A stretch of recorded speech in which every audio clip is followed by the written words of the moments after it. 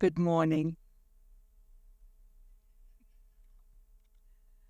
It's been such a while since I've been in the 3D fleshy version of this, and it does feel a little bit like a Zoom class. Some of you are still connecting your audios and saying, "Can you hear me?" and putting on your ring lights and pushing that little button on Zoom says, "Touch up my appearance," so we all look 5 years younger. Yes, I had to talk myself into, hey, you can go out into the world without touch up my appearance. Yeah. Such a pleasure to be with you all. Thanks for coming, and thanks to Deborah. Deborah.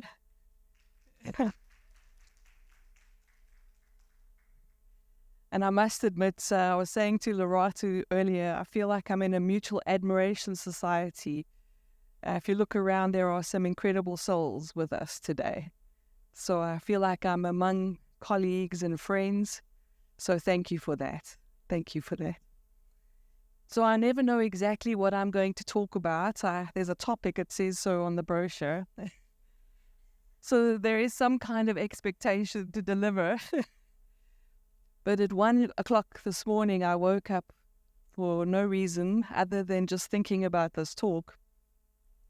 And I was very clear on the first message, which is new for me, because I've been on stages around the world where I've never been given any heads up about what I'm supposed to talk about.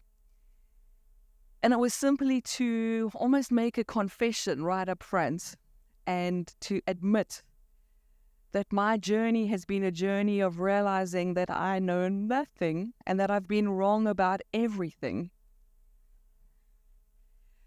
And literally at 1 o'clock in the morning, there was like this list of, yes, you see, this is what you were wrong about, this is what you were wrong about, this is what you were wrong about. And I found it very liberating. This place of emptiness when we realize, gee whiz, I can actually let go of that and I can let go of that. So this whole list of what I've been wrong about was just presented to me, and I found it quite a beautiful honoring and a beautiful freedom. Loratu is here, which was very special for me. We haven't seen each other in how many years, Loratu? Quite a while. And I thought it was appropriate to tell you a little bit of a story to start off with. I'm trying to remember how many years it was. I have to work things out based on the age of my daughters. So I thought it was possibly about 17 odd years. 17, 18 odd years ago, a gentleman by the name of Radhakrishna, he's a monk. Well, he was a monk, a Dasaji from India. I met him and we connected immediately because we realized that we both loved computer games. Yes, I'm not joking. And it must have been divine intervention because we had exactly the same ringtone, you see. So I was very fortunate to be invited by Radhakrishna to head on out to India, drag my hubby along. And one day we were told very strictly that you had to wear white. You had to wear white. So of course we had to go and buy white cotton clothes. And we were taken out of the campus. We were in a very beautiful part of, it was like 2 hours out of Chennai, south of India. And we were going to be taken on a very special walk. So we walked out the campus. There was about 20 of us, most of us Westerners, some from the United States, all in our white robes, in the hot Indian sun, sweating, trying very hard to look spiritual.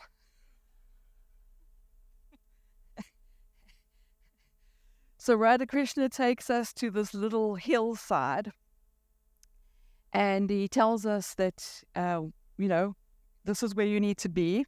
So we all, in our white little robes standing out in the sun. And next minute he just leaves us. Now it's a silent retreat. So you have 20 odd dressed in white, sweating Westerners walking around in the dust, trying very hard to figure out what they're supposed to do now. But you're not allowed to talk to anyone, so you're looking at each other very spiritually,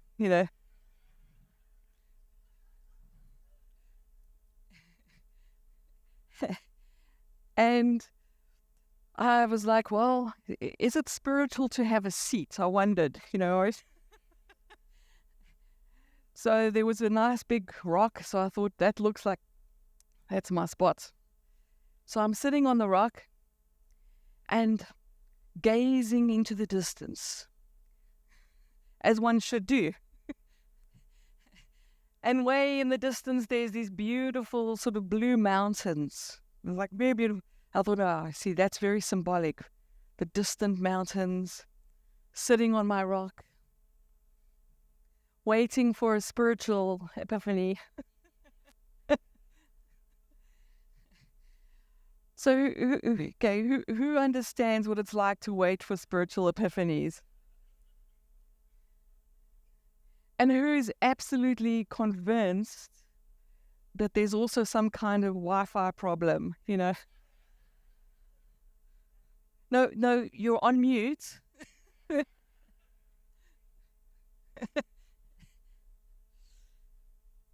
But luckily, life has taught me to be willing to realize I am wrong. So I realized it wasn't working, which is a good strategy, by the way. It's like, okay, staring at the mountains, not producing anything. So I looked down at the rock and I thought, just close your eyes. So I closed my eyes for a moment. And there's this little something that I'd like to invite you to today. And I will connect it to the topic, I promise. Well, I hope.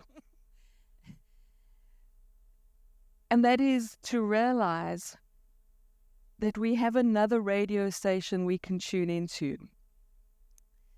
There's this chattering mind. There's this noisy, I call it a sports commentator at its best, torture chamber at its worst, yes? Okay, am I alone, guys? Yeah. My husband's a great golf fan.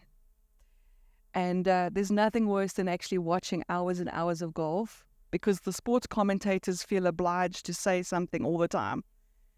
Jim, he's approaching the ball, Jim. Jim, he's shuffling his feet, Jim.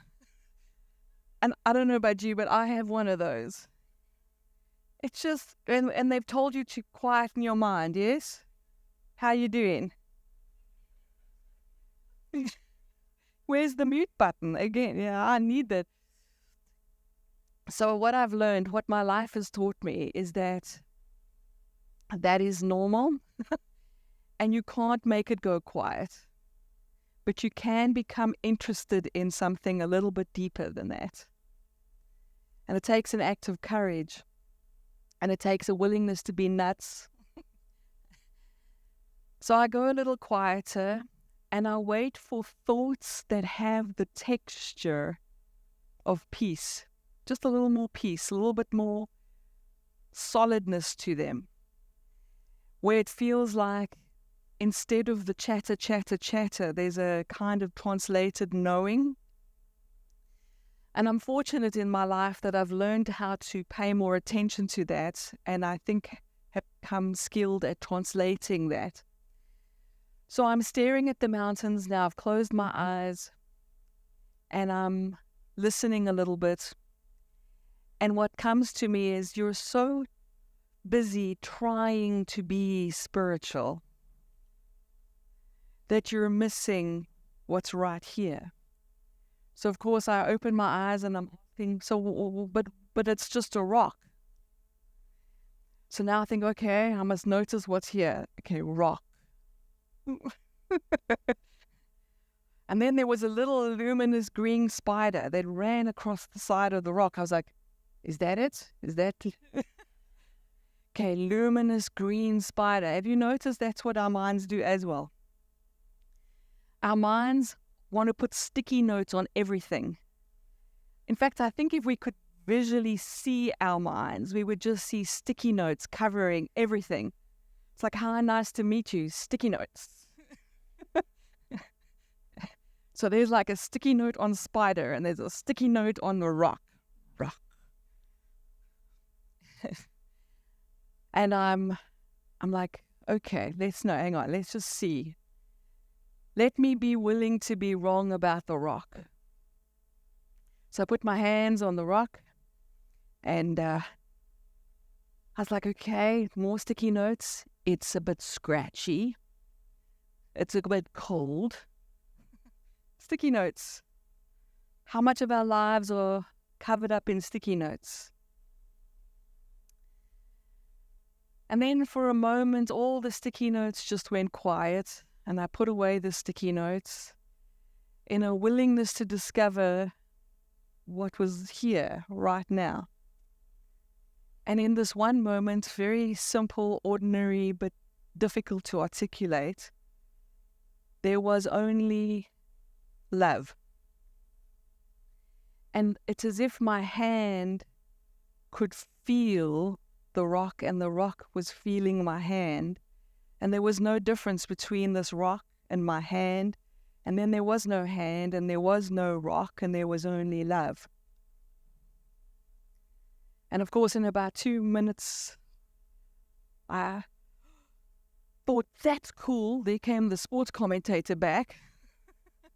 And the moment the sports commentator came back, it was back to Cole in a white robe, sweating, trying to be spiritual, sitting on a rock.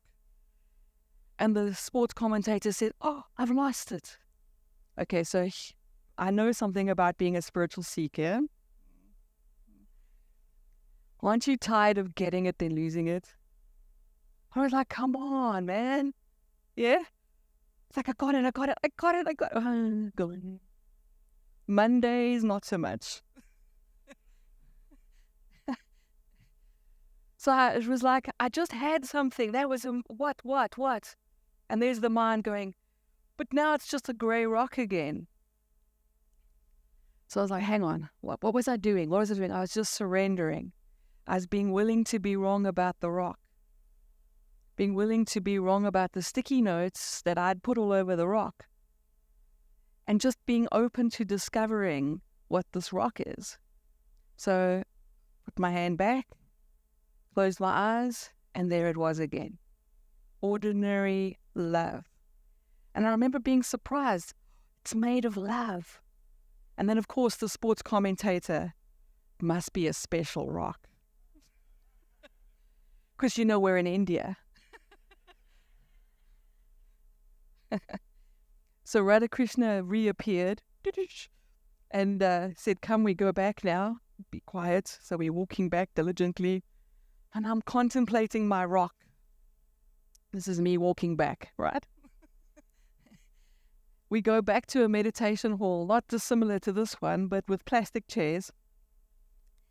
And he says, okay, go meditate for a while. So we're in the hall to meditate. And now I'm like, what just happened? This rock was like, what? So I close my eyes. I'm sitting on a chair just like you. And this curiosity emerged. What if I'm wrong about other things too? But this is a plastic chair. That's not a special rock out in the wilderness in India. But I thought, let me just check. So I closed my eyes and I surrendered. And I just became curious to discover the plastic chair I was sitting on. Oh my God, it's made of love. Confused. Surely only special things are made of love. The next few days, all I did was go around touching stuff.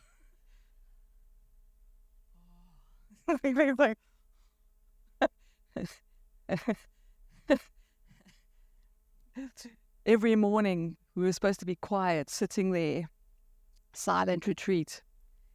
I'm a bit of a mischief person sometimes. And we're sitting there, and there were these delegates there.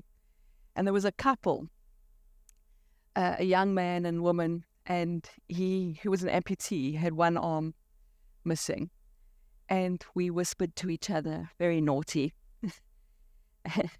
Like, what do you do? Like, everybody asks you the question, yes? So after they say, hello, my name, what's the next thing?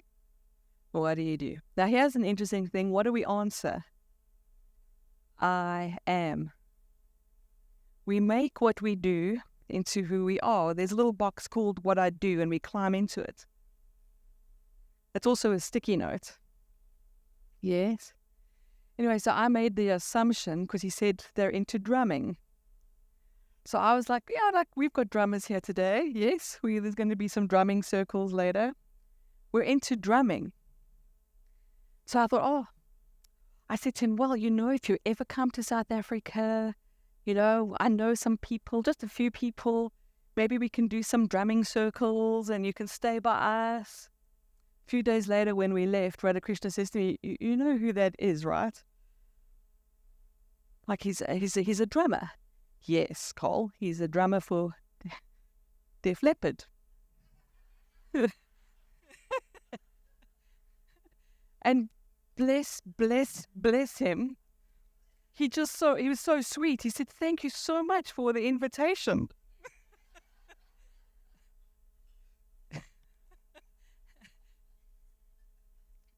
Sticky notes.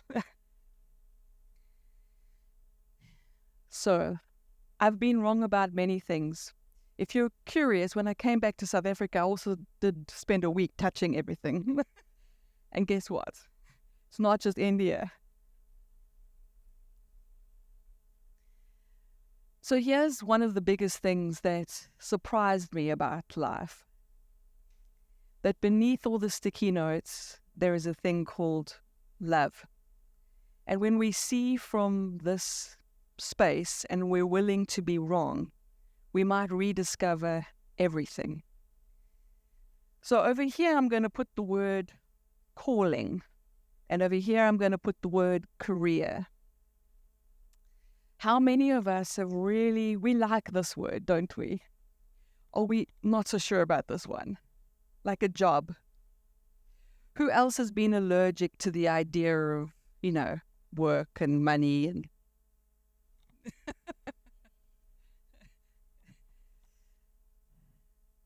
So when I was really young, I definitely wanted one of these. I wanted a calling. I think I wanted a calling because I didn't like being human. I'd had a near-death experience. My beautiful friends, we're going to talk about it tomorrow, where we're already arguing about who's going to sit on what chair. Sarah, Glenn, and I will be here tomorrow morning if you want to come and have a chat to us. Yeah, I think I'm aiming for that.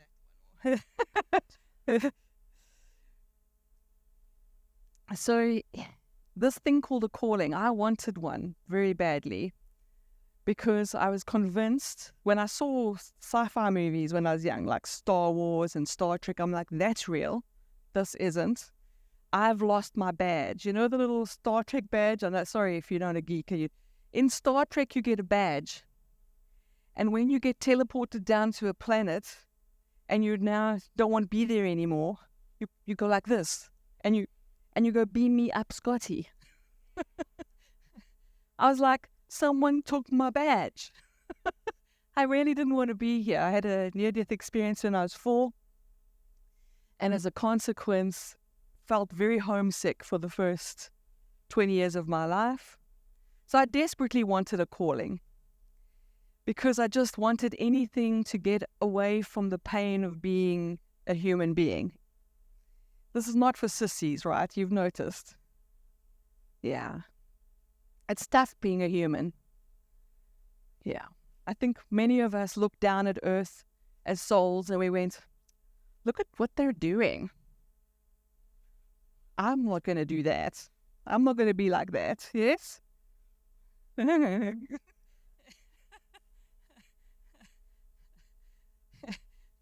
Sometimes I think being incarnated reminds me of these roller coasters we used to go on when I was a kid. I was born in a very conservative town called Alberton, and there was this really old rickety roller coaster called the Big Dipper. Look, it was like very rickety. And what you did is you climbed in And then as it started to go, the little bar went down, click, click, click, click, till you can't get out anymore. And then you start going up like this. You're like, oh, what the hell was I thinking? And then you start screaming, and you don't stop screaming till you're finished. And then the bar opens and you get out, and immediately the first thing you say is, I want to go again. Welcome to Earth. Enjoy your ride. You know, when you arrived here, your greeting was usually a slap. You know, when you're born, welcome to Earth, you should start crying now.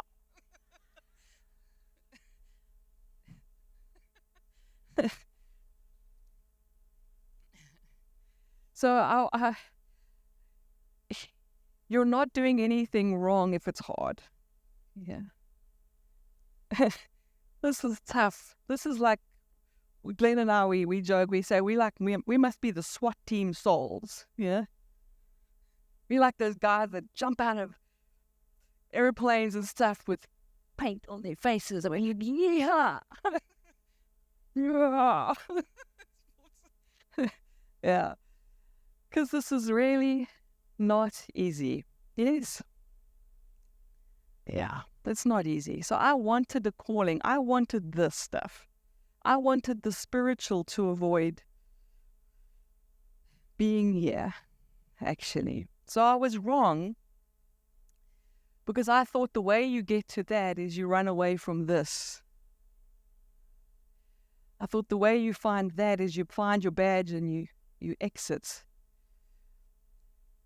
But life had other plans for me, because if you'd said to me as a 15-year-old, 16-year-old, Cole, what do you want to do with your life? I was like, I just want to tune in all the time. I tune in to tune out. I make up T-shirt moments all the time, little T-shirt slogan.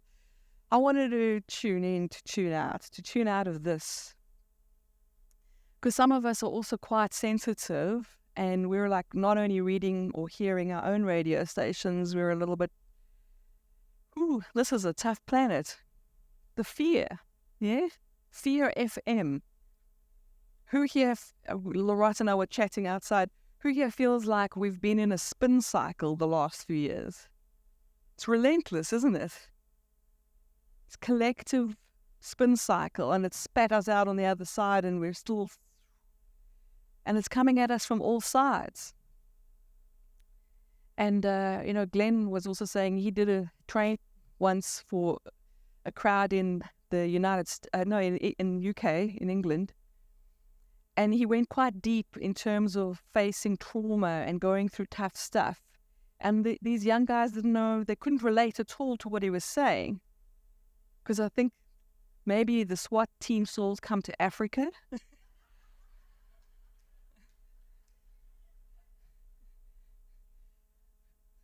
We're like, no, give me a challenge. Come on. Oh, okay. Yeah, well, it's beautiful. It's animals and sunsets and, you sure I'm going to be okay? Yeah, so I wanted a calling. We want a calling. Can we also call it a longing? Who here knows the longing? The longing. And what's so frustrating about the longing is we don't even know really what we're longing for. My ex-husband used to tell this story. He used to say in the army, there was this guy that every day used to go and just find pieces of paper on the floor, and he used to pick up the paper, look at it, and put it back down. Litter and everything. He just picked up the paper and he said, oh, that's not it. Put it down. And then he'd pick up another paper. Oh, that's not it. Put it down. Till a week or so of this, and then they called him and they said, listen, we have to discharge you. I'm sorry. They gave him the paper. He says, that's it. So I think many of us feel like we've been doing that our whole lives. And we get excited. Is this it? That's not it. So, if you're willing to be wrong, if you're willing to say, if you're willing to rediscover everything, you might find that everything, not just like a Hallmark card, everything genuinely is made of love. But it's not the kind of love that I used to think was on this side. Because I used to think this is love and light, yes? The love and light years. I think when I was in my 20s, early 20s, I went to England and I, Colleen, lugged my quartz crystals to Stonehenge. Love and light. Because I was so allergic to all of this stuff. I'm not going to have a job like my mom and dad, bless them. I want a calling. I want something that my soul, I'm in love with this ethereal longing. I can't put my finger on it. I don't know what it is, but I know it's not that. And so I've done a lot of that to realize that I was wrong again. And so life has given me an interesting journey because I think I started as a mystic, dying at 4, very introverted, very serious little girl, a lot of mystical experiences as a kid. Thought I was absolutely nuts. Listen, I was born in Alberton. I don't know if you know Alberton, okay? From Alberton. When I used to go to the Alberton Bibliotheek to take out the metaphysical books at 16, that Danny checked me, eh? She is like, you are going to burn in hell. Because I was only allowed to take out like 6 or 7 books. And it was like paranormal. She stamped them all a little too hard,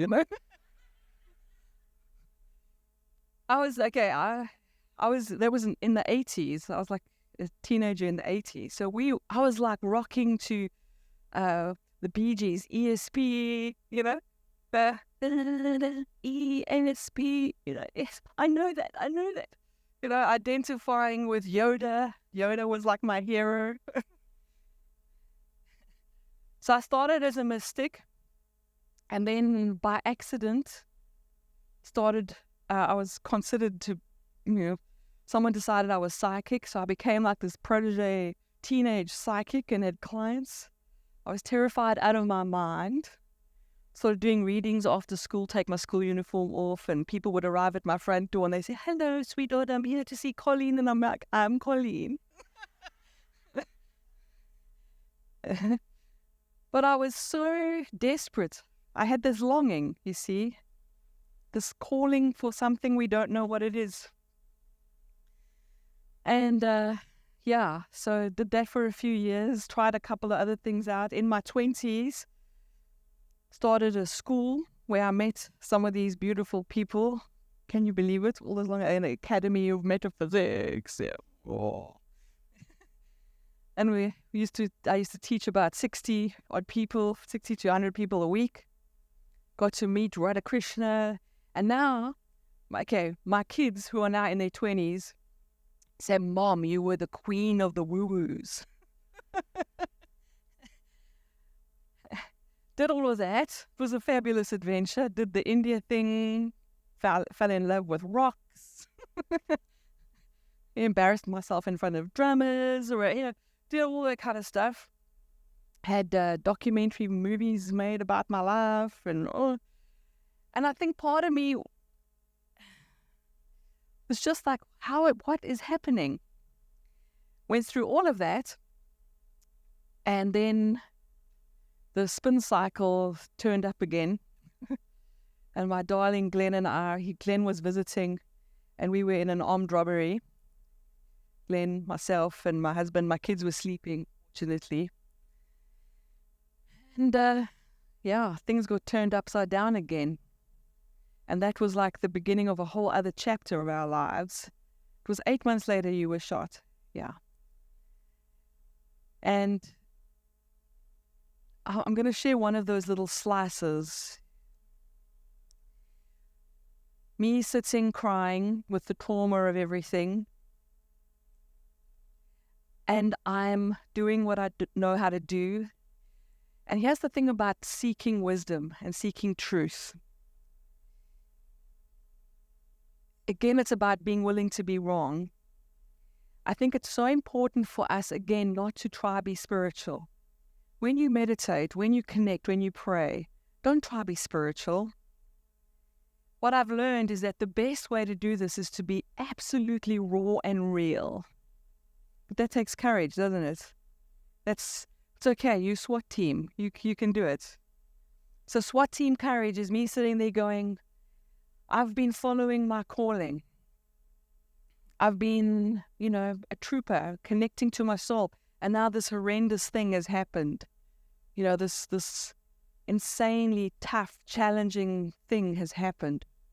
I think it's so important for us to just be honest about whatever we're feeling, the pettiness, whatever it is.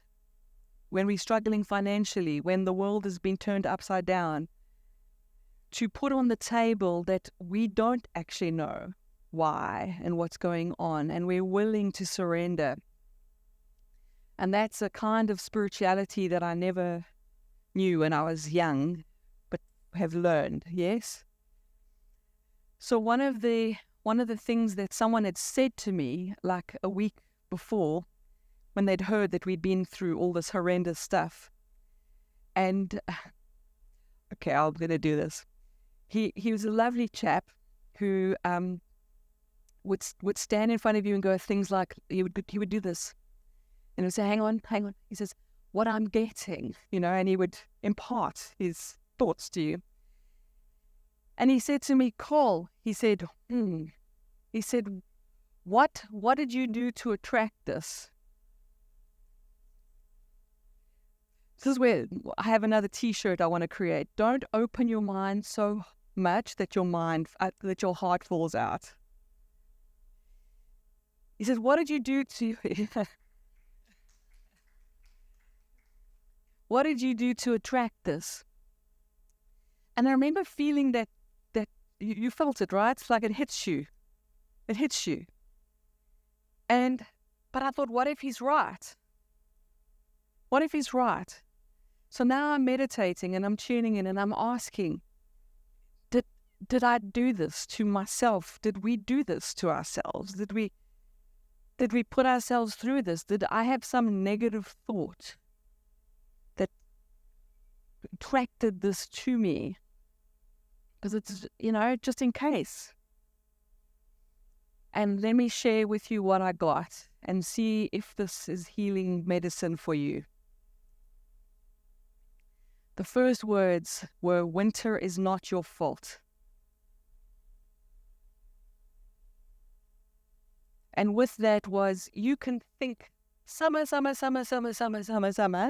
winter's still going to show up. Then I literally saw through the eyes of the three people that had robbed us that turned out to be the same people that shot my friend. And it was like they just went down the street and they said, oh, that one looks easy. And then I looked a little bit deeper, and it's just like this falling down of all these ideas and these thoughts. And it was like, do you have any idea who you really are? That you were brave enough to say yes to being on earth, to being a human being.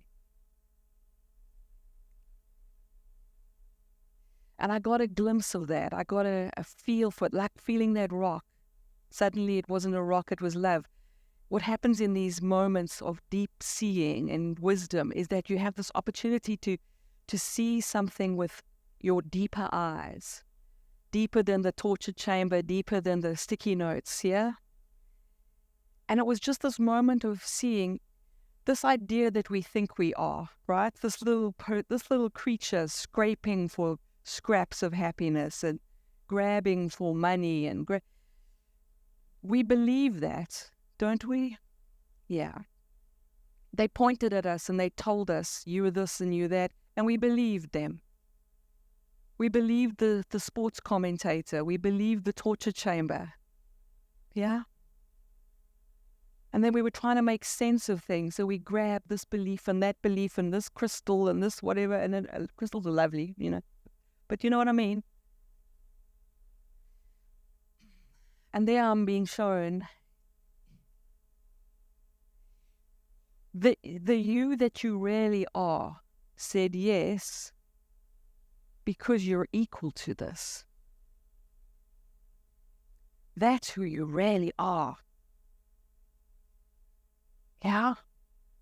That's like who you really are. And that, my beautifuls, is the real calling. And it changes everything. It dismantles the ideas of this is spiritual and this isn't, and it just collapses everything. Do you have any idea who you really are? Get a sense of that with me. Yeah, just kind of tap into it all. Imagine. And it's not like, I know we wanted to look a bit Hollywood and, it's made of love, but it's love that's not, it's love without the filters of like the Zoom filters. It's love without the touch up my appearance. It's raw and real. It's love that is willing to bleed and does. It's love that can look at stretch marks and scars and wounds and it can just go, yes. And it's not identified with any of it. This kind of courage, this kind of real, this kind of love. What started happening for me then and still today is I used to, from this point of view, I used to ask, what must I do? What must I do to fix this? What must I do to do this? Okay, let's just ask another question. Who's tired of being driven by the carrot and stick of life? Who's like done playing Pac-Man? Have you ever played Pac-Man? Like, there is no end. It's just, it gets boss level. It's like, Pac-Man. So here's the thing. For souls that have done this a few times, your weariness and your longing, your longing, and you're like, okay, remind me what the point was, that feeling like you go into your kitchen to look for something and you can't remember what you went in there for. Okay, it's not old age. Some of us wake up in the middle of our lives and we're like, I have this feeling that there was a point, but I can't remember what it was. This, as old, when you've played Pac-Man enough times, you do get immune to the stick. And you get like, am I chasing carrots again? Why? Yes? Wisdom once gave me a little insight into this. This was my download the one day. There's a man and a donkey. They start like this. There's a man and a man and a donkey. And this man wants to get the donkey to carry stuff to the market every day. But the donkey's now just standing there and not carrying his stuff to the market every day. So the man takes out a stick and he says, I know, I'm going to hit the donkey. And it works for a few days. Until the donkey goes, nah. And the donkey gets equal to the stick. Then he hangs a carrot onto the stick. And that works for a few days. Until donkey's like, nah. How many of you are at that point where you're like, nah? And this is going to go full circle to when calling and career collapse. When calling and career collapse is when we find out the rock's not a rock. Because there's a third reason for the donkey to move. But it doesn't come from your biology, because your biology is designed to be scared of everything. My deep voice. True? You know how tough it is? You've got to climb into something with software that's like designed to be scared of everything. That's got its own software package installed. You've got your own chat AI going on in there. Those sports commentator thoughts. They come with the package. It's like you bought the mobile phone and it already had software installed. That's what these are. Yes. Yes. So, you look a little deeper. You look a little deeper. Look a little deeper with me, like just drop into this other place of when calling collapses, when there's this complete collapse. The third reason the donkey moves is, how does love want to move today? Because I realize that everything, the texture of it is made of it. The plastic chair, my eyelashes, this thing I think of as Colleen. You start realizing it's all made of the same stuff. And I know that can be abstract. I understand that. But what happens if you ask the question, how does love want to move today? And you discover that. And here's the thing I was wrong about. Love doesn't mind building businesses. Love doesn't mind building websites. When I was younger, looking at I want a calling, I want to be spiritual, I judged all of that stuff. Okay, when I was young, there weren't things called websites, but I judged the material world. That's materialistic. I'm spiritual. Yeah? And the collapse of that is to realize none of us know how love wants to move for the other.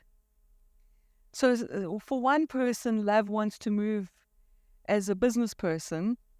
Another person, love wants to make you a cup of coffee. Now, the thing is, if you're making the cup of coffee from the stick or the carrot, that's what you bless the coffee with. And that's okay. It's the best we can do because it's still made of love. But what an adventure to step into. How does love want to move today? And when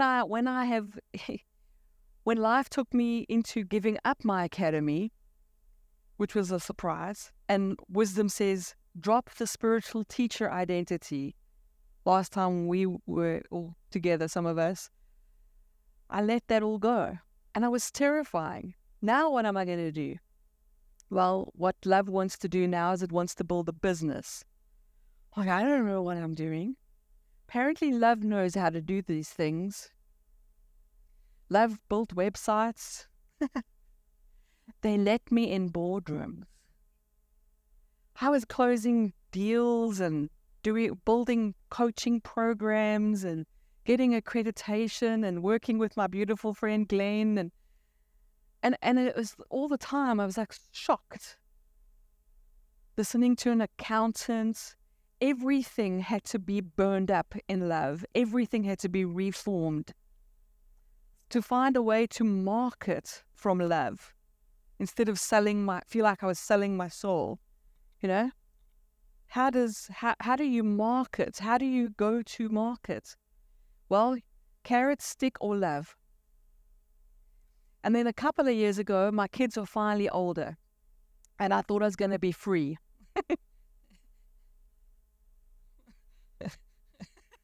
Yeah, you see, you know. Oh, now I can finally go back because I've now spent the last 12 years doing very, I'll go and I'll teach in companies and I don't tell them about crystals and loving rocks. But funny, they'll say to me, Colin, I don't know why, I always feel so peaceful after listening to you talk about coaching techniques, like a mischief. Undercover ninjas, yeah. And when I've asked deep wisdom for the longing, still some of this old longing, this is what comes from love. Meet them at their place of need. We were just talking about that outside. Laura was saying, the people's hungry. You don't tell them about enlightenment, you feed them. If somebody falls in front of you, grazes their knee, you go and you help them. So right now, people are struggling with careers. They're struggling with merging calling and career. So that's what I'm deeply interested in. helping people to be master coaches, but it's all ninja, guys. It's all undercover.